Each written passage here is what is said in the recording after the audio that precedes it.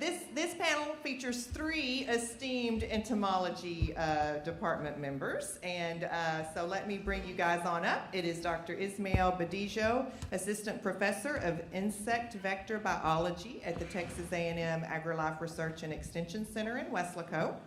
Dr. Gabe Hamer, a certified wildlife biologist and associate professor, Texas A&M Entomology, and Dr. Sonia Swiger, associate professor and veterinary medical extension entomologist, Texas A&M AgriLife Research and Extension Center at Stephenville. Y'all all have extremely long titles, and we're glad you're here today. So, share with us your success story of partnering together. Okay, I can just start. So this is basically just a story about a research program that developed following the big Zika scare that a lot of people are aware of. So these are projects that initiated in South Texas, and the pest, our focus is our Aedes aegypti. So that's the mosquito that is distributed around much of the world in tropical and subtropical regions. And it's been a big challenge to control because it lives with people. It's truly domesticated. And so I think that is one of the reasons, the context as to why we have, out of necessity, blended the extension and research, because you just can't go in and try to control or even study this mosquito without a lot of engagement with homeowners and then with communities. So that's what we've been doing now since 2016. Yeah.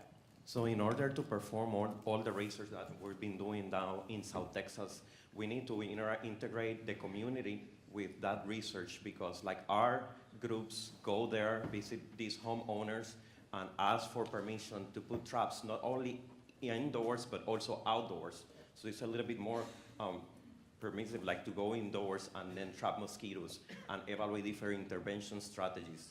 Not only we are evaluating intervention strategies to see if they could serve to control mosquitoes down there, but also we talk with these communities. And for example, a graduate student that Gabe and I are co-advising, he has conducted a knowledge applications and practices assessment, and we've learned from them that they are very well aware that mosquitoes pose a threat to them. They know the mosquitoes transmit Zika, but only 27% of them are worried that Zika is a big problem to their health. So that's when we see the need on bringing outreach and extension to educate the public. Excellent. So Sonia, tell us about your role in this. Okay. So my part is, of course, to do the extension portion, and it's a statewide responsibility. So with the research that they conduct in South Texas, we focus there a lot, being that's our front line for any invading diseases that we can see on the forefront. They typically are going to come through South Texas. So we do a lot of outreach programming with them. We do trainings that provide them the education they need and the licensing information and education units they need for that. And we've also implemented now trainings that are more in-depth, hands-on, that teach them everything from how to identify the mosquitoes they're trying to kill, because most were not familiar with what they were actually doing with the machines that they were running, how to properly use the materials that Gabe and his group are actually running, the traps, and also what we do with the information when we find it. So we're trying to make them a better industry themselves down there on the forefront. And again, we do focus a lot on South Texas, but we run this statewide. Our trainings are throughout the spring. We do 12 throughout the state, from El Paso to Lubbock to Tyler, all the way back down to South Texas and everything in between. And now with money we've received from the Center of Excellence, the Western Gulf Center of Excellence, funded by CDC, we also do 3-day trainings that are being held throughout the Western Gulf. We actually do those in Mississippi, Louisiana, as well as around Texas. So we're really proud of the vector-borne disease group and the work that's being done. And tell me, are extension agents involved in the outreach? Yes, I don't go to anyone's county without their approval, but they all assist and help. They do have a lot of contacts that they have that I can't keep up with, and we kind of work together, so they're definitely a big partner in helping me run a lot of our programs that I do there. Very good. And where do y'all see your program headed in the future? I guess depends on what the next virus is that emerges.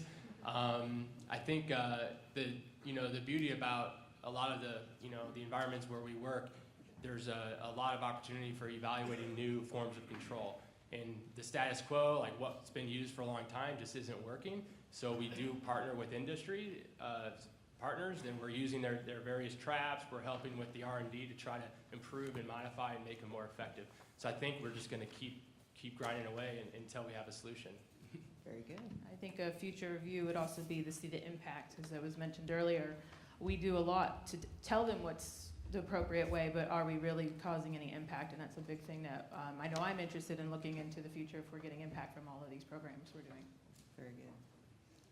So we're hoping to evaluate along with traps and applications of different insecticides, like other tools that partner with private companies, maybe like things like engineered organisms to control the spread of Zika or other arboviruses. Very good. Okay, anything else?